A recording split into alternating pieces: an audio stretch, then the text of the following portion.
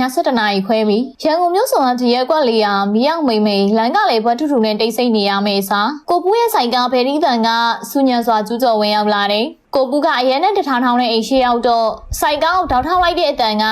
ဂျင်းဆိုပြီးမြည်သွားတယ်အိမ်ထဲမှာတော့မီးအိမ်မေမေလေးနဲ့ထိုင်ဆောင်နေတဲ့မတင်ဆန်းရဲ့ရင်ထဲရဒေါသကအလိမ့်လိုက်ထွက်လာပြီးတော်ပြီဒီညတော့ဒီနေ့မှတပွဲတလန်းမနှွှဲရရင်ငါနဲ့မေမတင်ဆန်းမဟုတ်တော့ဘူးသူမကတကားဝုန်းနဲ့ဖွင့်လိုက်တယ်ရှင်ပဲအချိန်ရှိပြီလေဒါကဆိုင်ကသိမ့်တဲ့အချိန်လား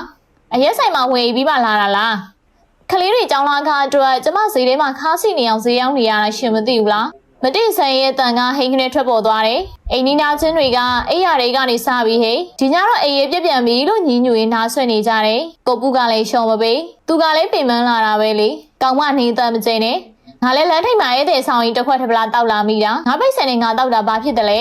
နေကငါအမေလားလို့ပြန်အောင်အိမ်ထဲကိုရိုင်တိရိုင်တိုင်ဝင်လာတယ်အဲ့ဒီမှာနေစခန်းကစားတော့တာပါပဲမတင်ဆန်ကစပွဲပေါ်အာရီခွက်ကိုယူပြီးကျမ်းမြေမော်ပြစ်ချလိုက်တယ်ဖောင်းဆိုတဲ့အတန်နဲ့တူဆဲတန်ဆိုတန်ကြီးတရွက်ကွက်လုံးထွက်ပေါ်လာတယ်ချိုးချိန်မှာတော့ခန်းထဲမှာရှိနေတဲ့အသက်9နှစ်ရွယ်ဖိုးသားနဲ့အသက်9နှစ်ရွယ်မိငယ်တို့ကတော့ဆောင်လေးတစ်ထည်အောင်မှငင်းငင်းလေးနေကြတယ်သူတို့ကမကြောက်တော့ဘူးဒါပေမဲ့မနေ့ပြန်ကြရင်တော့အမေမျက်နှာမကောင်းဖြစ်နေတော့မှာပဲဆိုတဲ့အတွေးကိုစီနဲ့တယောက်ကိုတယောက်ဖက်အိတ်နေကြတယ်ရှင်ဘောအစင်ခုချက်ချင်းစင်လို့မတင်စင်ကနှင်ထုတ်တယ်ကိုဘူးကလည်းမစင်းဘူးဒါငါအိမ်ကွာဆိုပြီးအင်ဂျီကိုချွတ်ပြလိုက်တယ်ဒီလိုနဲ့တကောက်ရံမလေးများနှစ်ယောက်လုံးရဲ့ဇယိုက်တွေကအရှိန်ဟုန်ပြင်းပြင်းနဲ့ပေါက်ကွဲနေကြတာဟာမနက်2 နာရီထိပါပဲသူတို့နှစ်ယောက်ကြားမှာရှိနေတဲ့အမုန်းတွေလားနာကျင်းမှုတွေလားဆိုတာထက်ဘွားကိုရုန်းကန်ကြရတဲ့ပင်ပန်းမှုတွေကဒေါသအသွင်နဲ့ထွက်လာတာပါအဲ့ဒီညကကိုဘူးကအိမ်ရှိဆိုင်ကားပေါ်မှာထွက်ပြီးမတင်ဆန်ကတော့အထဲကနေတကားကိုစိမ့်ခနဲ့မြောင်ပိတ်လိုက်ပါတော့တယ်မနေ့ဖြစ်မိုးလင်းတော့ဘာကြီးထက်ဖြစ်လာအောင်မလဲ